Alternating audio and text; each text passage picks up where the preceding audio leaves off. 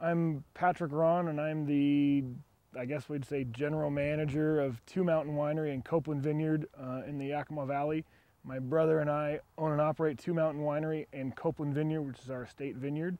Our family connection to Yakima Valley is we're fifth generation farmers in Yakima Valley. The family's historically farmed tree fruit. We're kind of taking our farming history and roots and moving it in a different direction towards farming wine grapes. Copeland Vineyard, where we're standing now, is in the Rattlesnake Hills AVA, which is inside the Yakima Valley AVA. The Rattlesnake Hills is one of the newest AVAs in Washington State. The Yakima Valley is the oldest AVA in the state and produces the most grapes of any other AVA in the state. It was really where premium wine grape growing started in Washington State 60 years ago. And so we're in the west end of the Yakima Valley. The Yakima Valley butts up against the Cascade Mountains, so that's where we get our rain shadow effect, is from the Cascade Mountains. We average 6¼ inches precipitation a year, and half of that is snowfall here in this end of the valley. As you get farther away from the mountains, obviously you get a little bit more rain, but the Yakima Valley is really defined by that rain shadow effect, and it makes growing grapes in the rain shadow effect with the ability to irrigate really allows us to very simply control the plant's vigor and growth. A unique feature for Washington State and Yakima Valley in particular is the temperature swing from high to low, kind of probably standards 40 degrees, 50-degree temperature swings from the daily high to the nightly low is pretty standard. So we'll get 95 or 100 during the day and 55 or 60 at night.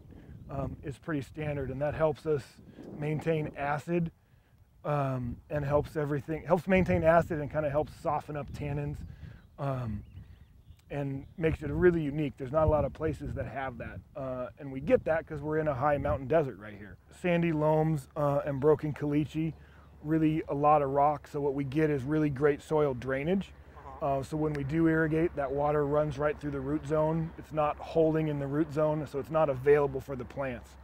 So it's really, really just fantastic place to grow grapes.